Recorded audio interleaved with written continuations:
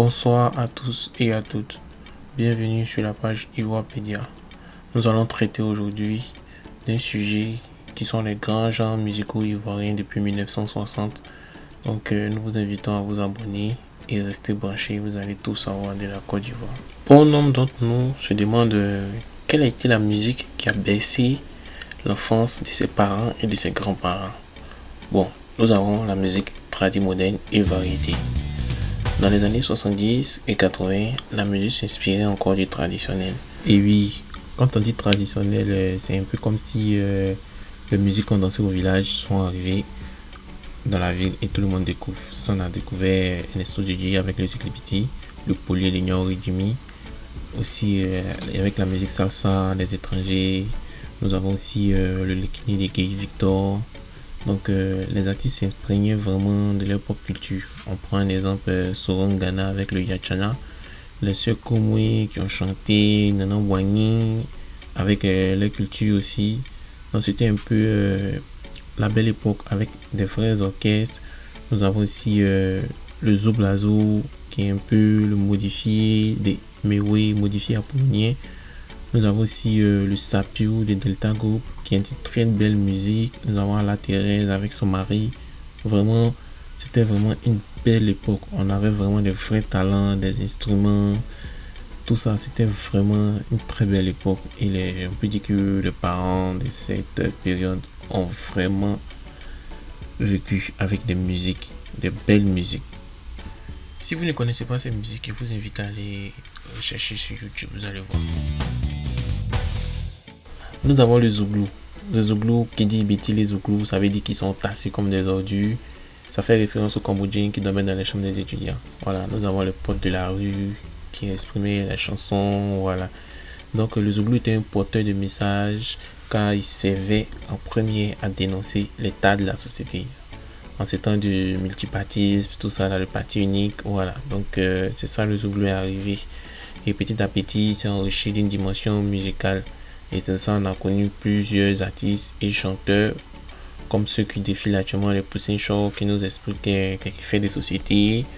Et aussi, dans le Zouglou, il ne suffit pas seulement d'être un bon chanteur en fait. Voilà, il faut avoir le sens du rythme et savoir raconter les histoires, comme Magic System et bien d'autres artistes. C'est pour cela le Zouglou est un mouvement que tout le monde se reconnaît là-dedans.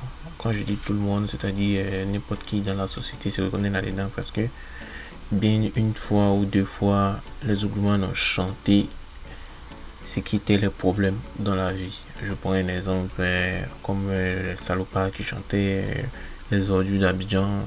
Tout le monde se reconnaissait dedans. Voilà, c'est pour ça que le Zouglou était vraiment apprécié. Je vous invite à vraiment écouter le Zouglou. Comme troisième genre, nous avons le coupé décalé. Le coupé décalé naquit dans les années 2002.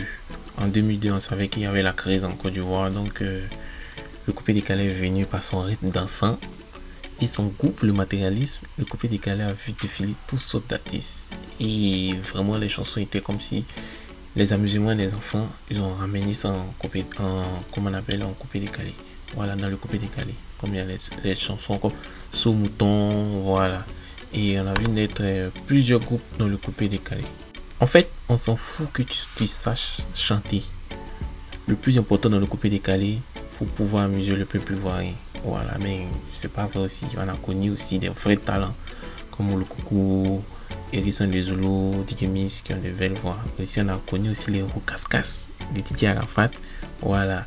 Mais ce qui est bien dans le coupé décalé, c'est la créativité des arrangeurs. Voilà, parce qu'il y a toujours de nouveaux beats qui n'ont rien à envier les chansons d'ailleurs.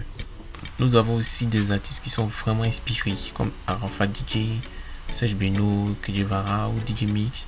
Aussi nous avons une nouvelle génération, Ariel Cheney et Safari DJ. Le coupé décalé s'exporte très bien et c'est une musique identitaire de la Côte d'Ivoire. Merci à vous les gars pour le coupé décalé. Comme troisième mouvement, nous avons le hip-hop ou le rap ivoire. Voilà, c'est le hip-hop réinventé à l'ivoirien. Bon, dans les années 80, le hip-hop venait parce qu'on connaissait Almighty et bientôt Stezo. Dans les années 2000, on a connu Gaba 50, mais depuis les années 2010, on voit un nouveau genre. C'est-à-dire quoi? C'est le rap ivoire. Et ça fait sortir plein de talents. Voilà. Et c'est le rap façon à l'ivoirienne. C'est-à-dire la manière dont le coupé décalé était venu avec ses concepts et les amusements des enfants de son enfance. C'est comme ça le rap ivoirien est arrivé avec des amusements d'enfance façon rap. Par exemple, on va chanter des amusements qu'on s'amusait quand on était enfant, mais avec la façon rap. Donc, on a connu plein d'artistes, comme de nouveaux artistes comme Wingoons, Kif No Beat, Imera, Chinois l'Apocalypse, Stellaire, Fireman et plein d'autres artistes qui sont là. Donc, à vrai dire, je vous invite à vraiment écouter le rap ivoire parce qu'il s'exporte très bien partout en Europe, en Afrique francophone. Tout le monde écoute le rap ivoire et ils adorent ce nouveau genre musical. Donc, nous vous invitons à écouter le rap ivoire. Merci à tous et à toutes d'avoir suivi.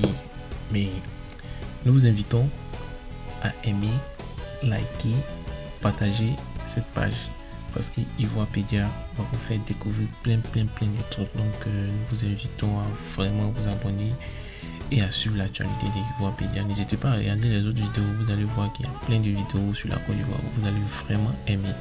Merci et ciao.